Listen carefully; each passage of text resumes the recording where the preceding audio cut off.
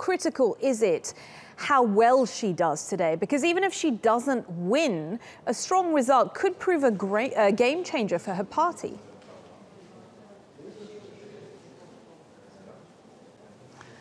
Well, Marine Le Pen did extremely well in this race. We have to give her that. She has transformed the National Front into presidential material, quite frankly. She has, of course, started this campaign not a year ago. She started much earlier. She started, I would say, in 2011 when she became the president of the National Front. That's when she started reforming this party which was a fringe movement of xenophobes and nationalists. She turned it into almost mainstream. People here in France will tell you today that the National Front is a strong party, and that is thanks to Marine Le Pen, who not only reformed the views of the party, but also expelled her father, the founder of the National Front. So she's doing extremely well for her party, and that, even if she doesn't emerge as the winner later today, that will be good for her in the parliamentary elections, because this is, of course, this presidential election, the second round of the presidential election, is just part of the democratic process here in France, and French voters know that. They know that even if they choose not to vote for either of these candidates, they will get another say in how this country is going to be ruled in the parliamentary elections in just a few weeks' time. And Anelise, I know you're going to be at a rally where Marine Le Pen will perhaps be celebrating later tonight. Our reporter Anelise Borges there in Paris. Let's go to our correspondent Simon McGregor-Wood, who is standing by outside the Louvre Museum in Paris, where Macron's team is preparing for a rally tonight. Simon, I'm going to start by asking you what the security situation is where you are, because when I was speaking to you earlier, there was a bit of a security threat.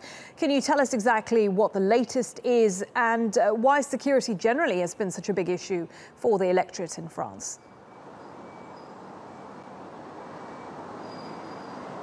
Well, as far as we understand, there is still a closure, if you like, on the Louvre Museum.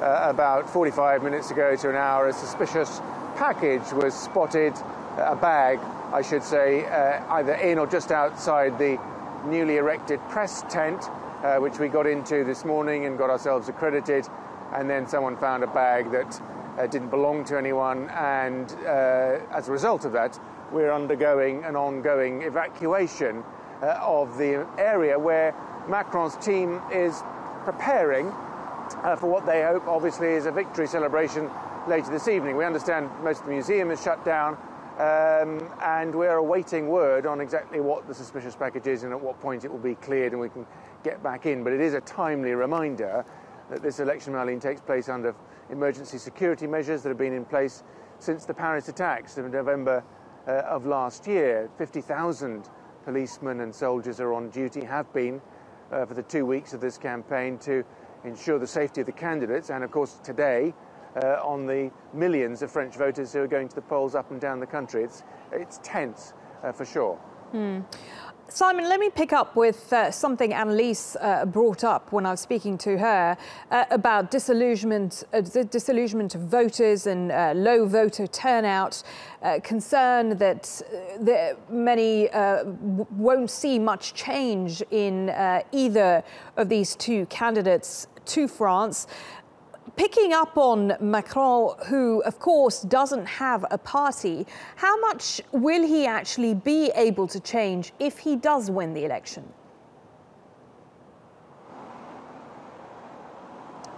Well, there's one view, Marlene, that he needs to win big today. The polling on Friday suggests that he's stretched his lead up to 22 or 3 or 4 points above and ahead of Marine Le Pen. But there is one view that he needs to win comfortably, in excess of 60% plus, to get the momentum he needs to carry his movement forward to the June National Assembly elections that Anelise was mentioning when you were talking to her a moment ago. Don't forget, he's ahead of not a party but a movement. It's barely a year old. He needs to convert this movement, which he's led very charismatically and successfully, into an effective political machine. And it's in the elections to the Assembly, the Parliament, where he next needs to turn his attention, if he wins, to build a credible faction. Ideally, he'll need to win a majority of the 577 seats.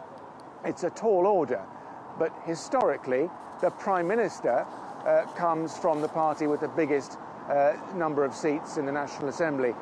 Ideally, he wants to pick his own Prime Minister from his own party, and that would give him the political traction, the deal-making ability that he needs to have to push through his rather radical agenda. So I think it's critical, of course, that first of all he wins, but by how much? I think he will be secretly hoping for a big win, which will give him the momentum to carry him forward into June's National Assembly elections. OK, Simon, good to speak to you. Simon McGregor-Wood, our correspondent there near the Louvre Museum in Paris, where Macron's team is hoping to have a rally tonight.